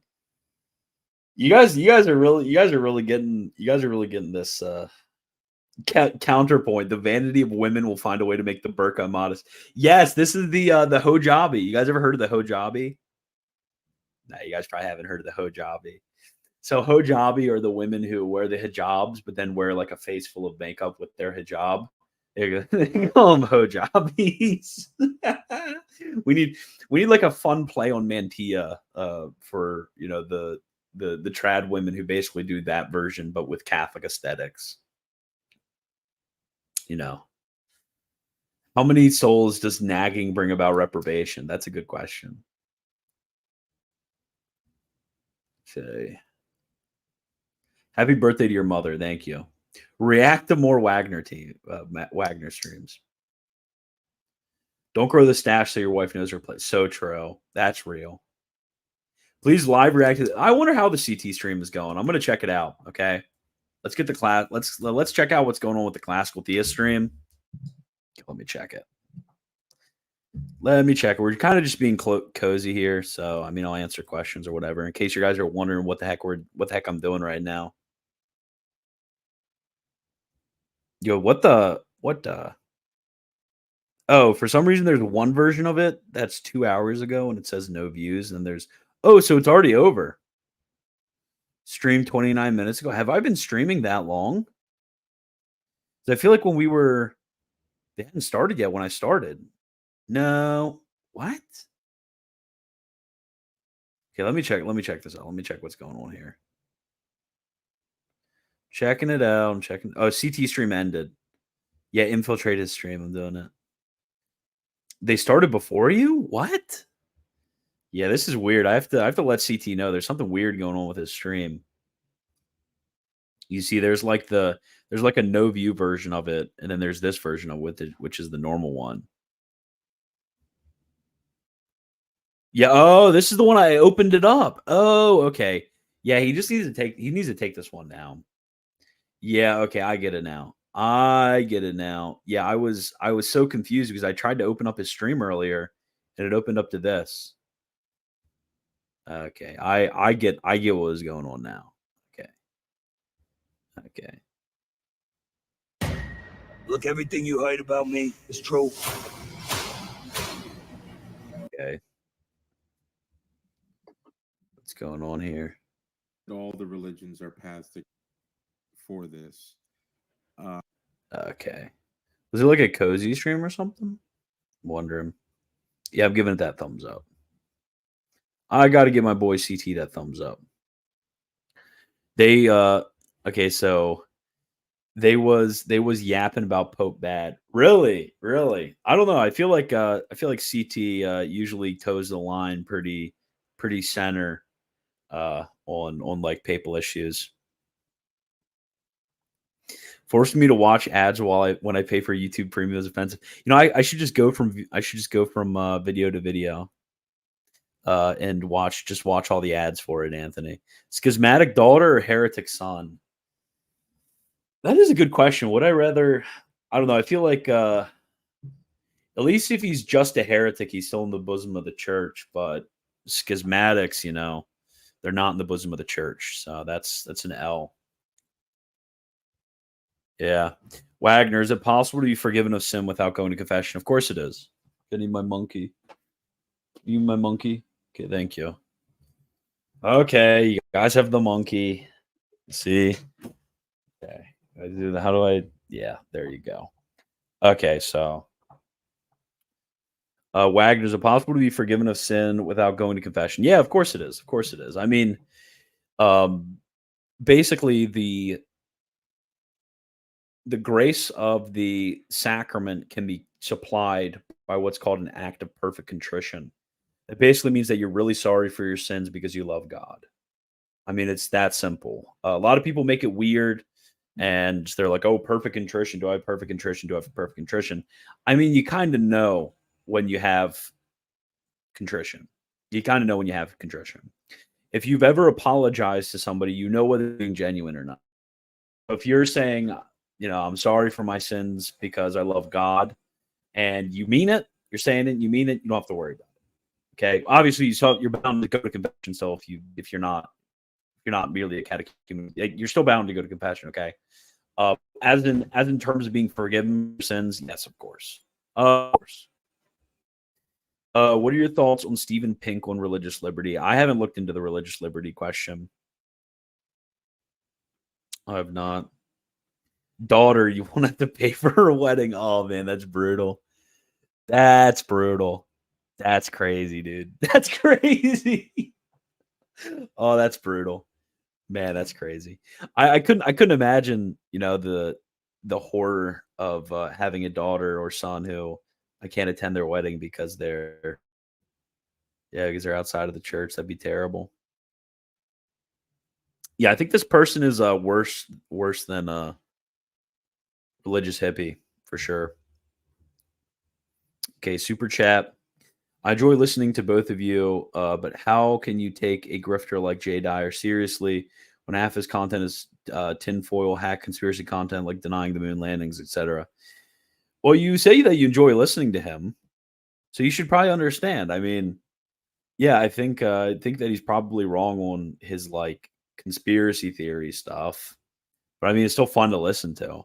I mean, like for example, I always tell people that even if I disagreed with like Nick Fuentes, for example, on everything he's ever said, I would still listen to him because he's funny and he's enjoyable to listen to. He's a good streamer. So it's not always about agreeing with everything somebody says. Like I have a good relationship with the other Paul. I have a good relationship with Redeemed Zoomer. I mean, there's different people that I have friendly, cordial relationships with. But this does not necessarily mean that I don't like watching them or I don't like them as a person.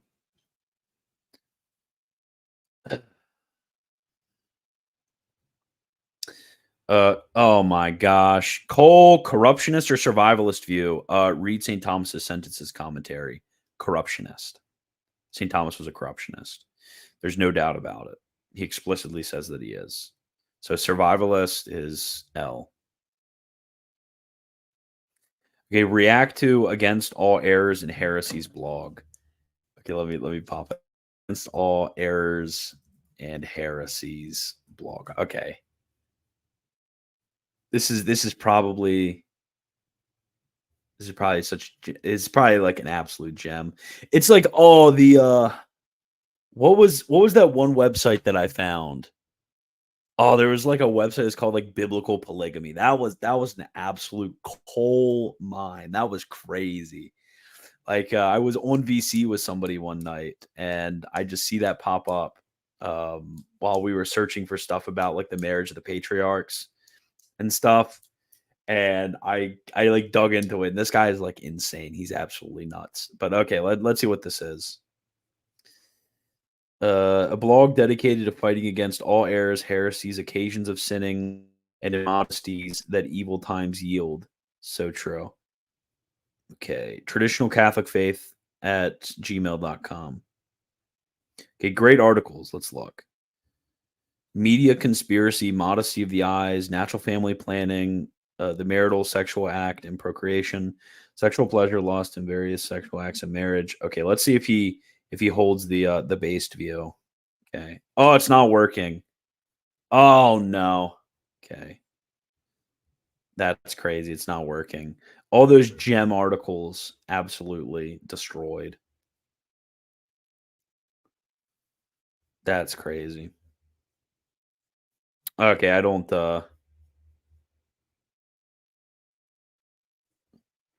yeah, I don't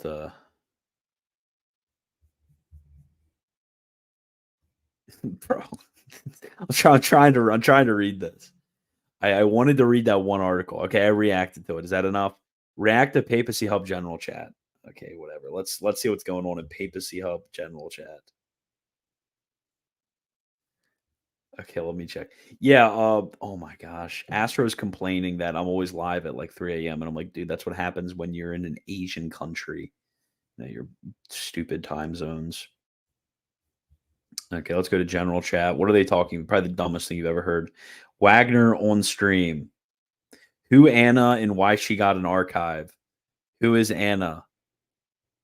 Okay, let's see. I can't say that. Can't say that. Okay, say hi, Chad. Hi, Wagner. Yeah, can't say that up there. Okay, yeah, yeah. You guys thought you were gonna get me.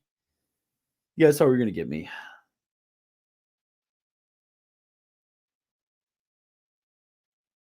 They had a chat about it, which was good.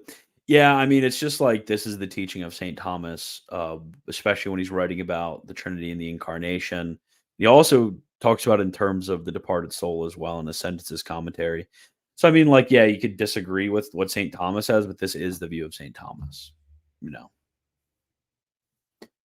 that, and I just really couldn't. I don't think I could describe how little I care about it, like as an individual question.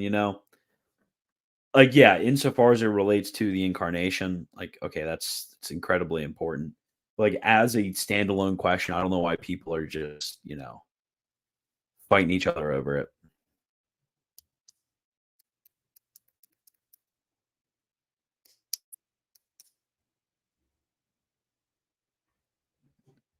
Do you not need to say an act of perfect contrition with supernatural act to be forgiven without confession after mortal sin? Yeah, but that's what I said though.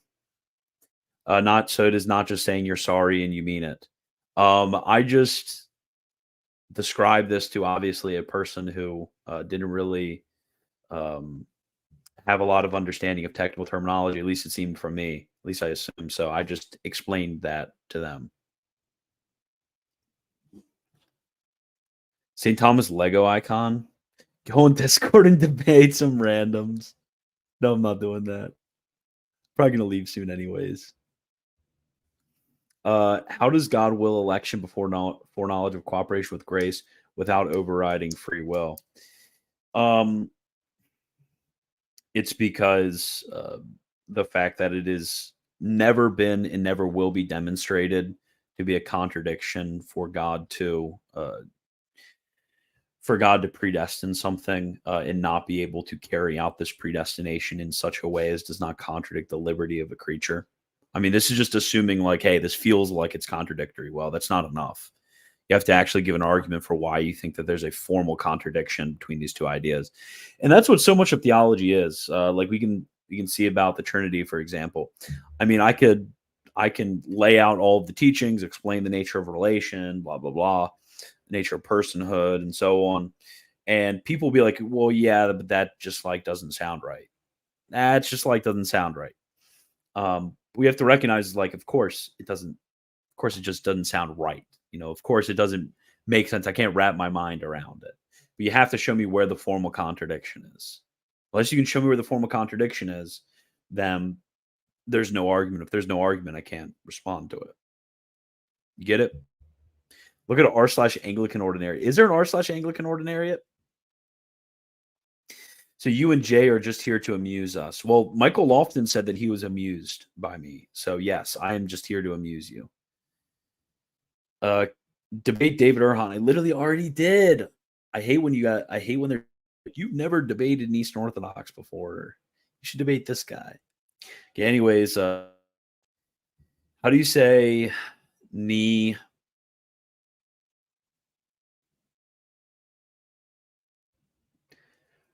And then Gare. I don't know. I don't think that's a word. Debate Hassan. Thank you. I need amusing. Are you gonna continue the Phodia series you did? Probably not. Did I skip you? What did you say? What would? Okay, no, I'm not gonna. I can't make a joke. I can't make a joke. Can't make.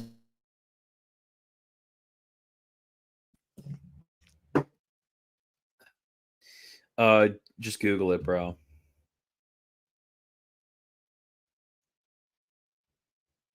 Dude, no. I'm gonna cut that up and post that everywhere. You guys suck. Thoughts on VTuber Amelia Watson retiring. Who is Amelia Watson and what is it V2? Yeah, I think I might have heard about the VTuber thing before. I think I asked and he told me. Okay, so an announcement to our fans regarding the conclusion of Watson Amelia's channel activities. Wow. Wow. Oh, man. Oh. So sad. Debate William Lane Craig on the Trinity. Yeah, bring him on right now. I'll do it. Right now. Bring him on right now and I'll do it. Oh, only a contradiction of free will is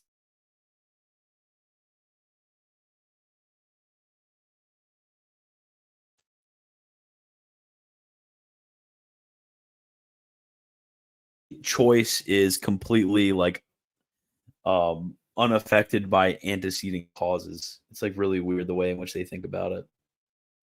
Yeah, lag. Cry about it. Just had some yummy ice cream. So true. VTuber Wagner when? I don't even know. How do you start a VTuber thing?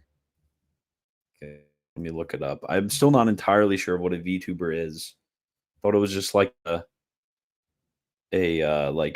virtual person, and you like talk and then the person moves while you talk. Like I don't know how that happens.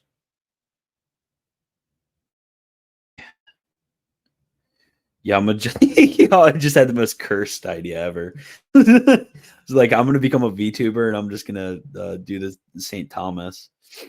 Just gonna do a St. Thomas VTuber. That'd be crazy. Horrible. You guys should legitimately find where I live and just do something dangerous. We didn't hear anything, Wagner. Yeah, I wasn't saying anything important. When's the Rumble conspiracy channel happening? Should I go and Rumble and do a conspiracy stream about? No. I shouldn't. I would get absolutely destroyed if I did that. There's no way. Wagner's computer can't even handle his 480p on YouTube overlay. Bro, come on, it's my internet, it's not my camera. Okay, what if I let me get your guys' thoughts on this. How can I fix the settings on my camera? Am I even able to do this in live? Crap. What is it called again? It's called Logitune. There you go. Remind me later. Okay, so I can, let me see. Does it allow me to change it while I'm here? Connected. Okay, image adjustments. Okay, access to the microphone. Can you guys still hear me? Everything's still going strong. What the frick? Okay, K2 is. Okay, here you go. So everything is fine. Everything's good. Trying to adjust my image adjustments. Okay. What about? Oh, yo, I can change it. That's crazy. I can change it in stream. Okay, we're gonna fix my image. Okay. Wow.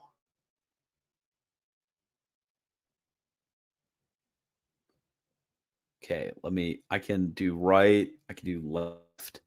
Wow.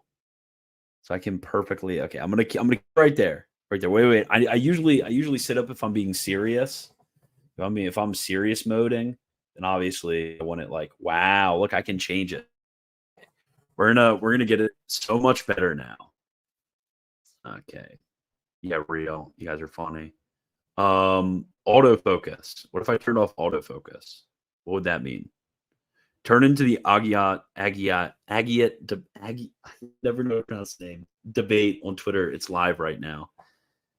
A charity fund to help Christian afford more than 37 bits a month of internet. Dude, I think it's the area I live in. Auto exposure. Bro, whoa. Yeah.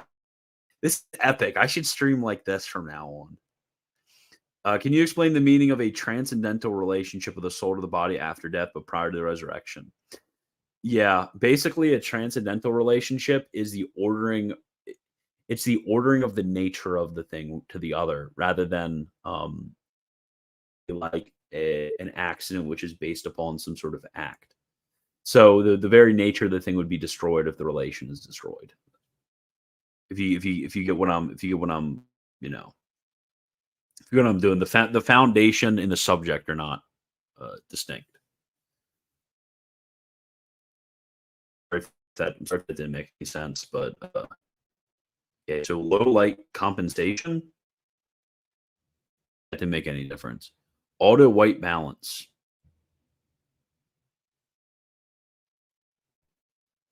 Okay.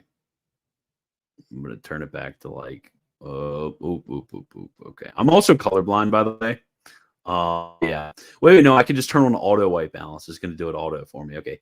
HDR. Okay, that doesn't change anything. Where did the monkey go? Oh my gosh. The monkey is right there. Okay. The monkey is right there, okay? Okay. HDR didn't do anything. Flicker, anti-flicker. Okay. 60 Hz versus 50 Hz. Okay. I don't know the difference. Okay, whatever. It's gonna be 60. Okay, brightness. Gonna turn my brightness all the yo. This is W. This is W. I can't believe I can do this. Wow. Wow. Eat some ice cream, Wagner. I don't have any ice cream. I don't have ice cream at home. Okay. Okay, is this should I yeah, look at that. I got the A10 Arians right here. Yeah. Okay, I'm gonna keep it like I'm gonna keep it at 100, okay? Contrast. Okay. I don't even know what all these functions are gonna do. Who the frick is gonna put it like this? Like why do they even have these options? Everybody's just gonna put them at basically 100. Okay, saturation. Okay, so none of these settings seem to be really affecting anything. Okay, sharpness. That's kind of creepy. Okay. Is that fine? Is that fine? Okay, no. You put it at 0. No, I'm just gonna put it 100. Everything goes back to 100. Okay, so it doesn't look like that fixed anything. So it's not that. Okay, so let's go to filters. Original. What the frick? Original. This sucks. Bright. Okay, this sucks too. Blossom. The forest. This sucks. Film. This really sucks. Glaze. Okay, we can't do that one. Mono B. Okay, this. Wow. Just to do original. Okay, we're going back to the original. Okay, so it looks like all of the image adjustments, and it's just it just literally looks the same. Stream went from 100 to 0 fast. You guys are always complaining they're off. I'm trying to get it fixed. Okay, trying to fix them. I'm just resetting all my settings to default. Okay, there you go. It's all at default settings. Okay. And then, oh wait, preview video quality. What if I turn it up to 4K? Thing. Okay, yeah, that didn't do anything. Okay. Anyways, I couldn't figure it out, guys. I tried to figure it out for you guys. Stop getting the complaints. Why don't you use your limitless super chat money to get a better router? Dude, we literally had the person out twice. The guy who does the router things, we had him out twice. He came out and he's just like, oh, there's this connection point that's messed up. And we're like, okay, great. We found out what was wrong. So just like fix the connection. He's like, okay. And he fixed the connection. And then we were fine for like 30 seconds, and then the internet was being weird again. Thoughts on Port Royale and the OG Jansenist? I don't have that much thoughts on it.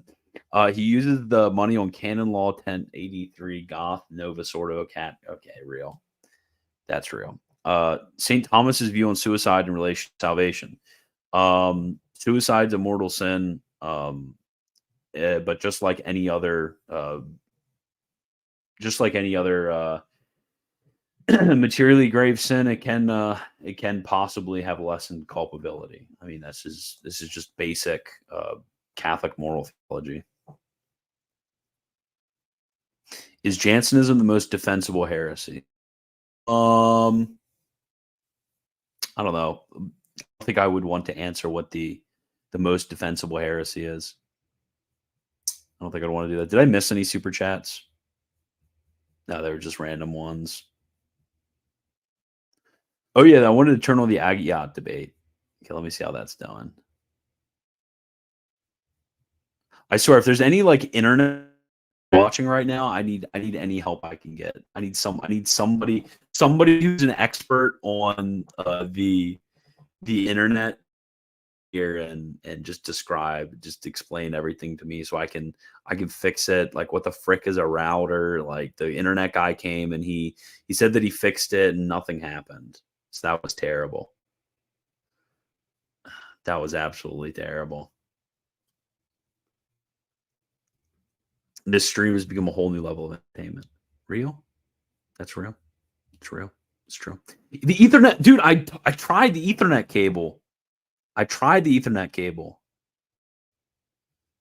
most defensible heresy is the heresy of Wagner's internet. Real. Go tell the woman to get ice cream. Dude, I need her to give me a beer or something. I mean, ice cream. Ice cream. I should actually text her. Go to the gas station. I wonder if she will. Go to the gas station. Okay, gas station. And get me what I want. Give me a Voodoo Ranger. Do you think she'd do that? Let me see. It's a Friday night, Think she'd do that?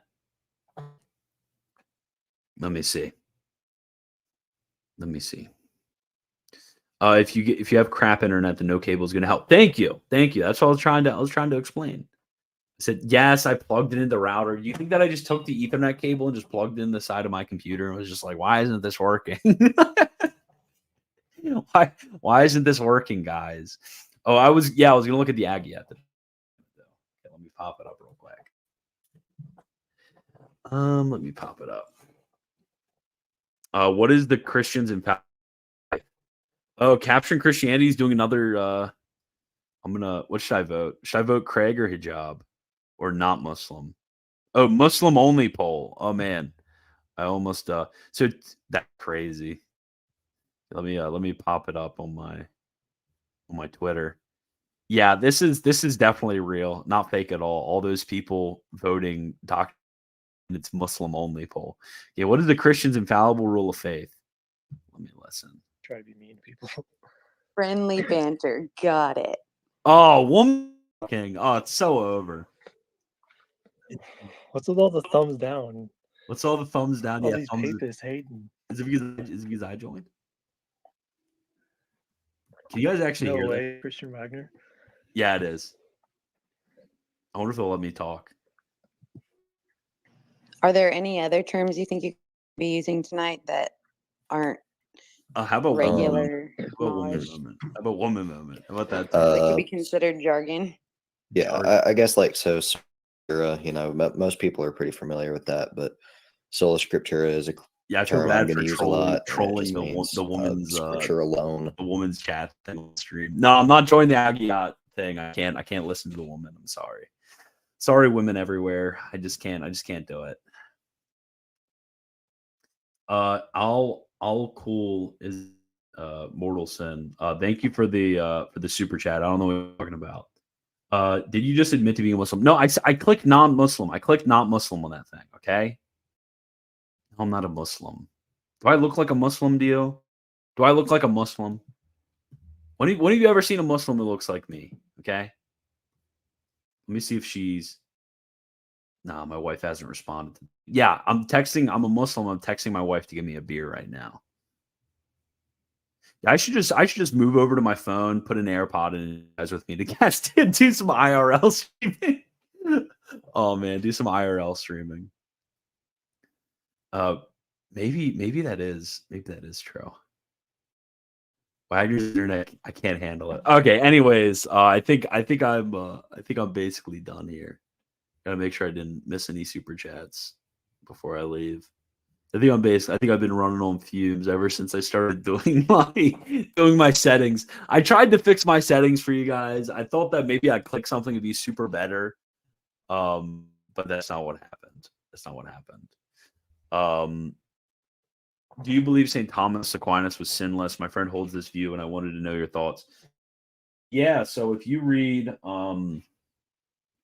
his earliest biography, Historia, I'm trying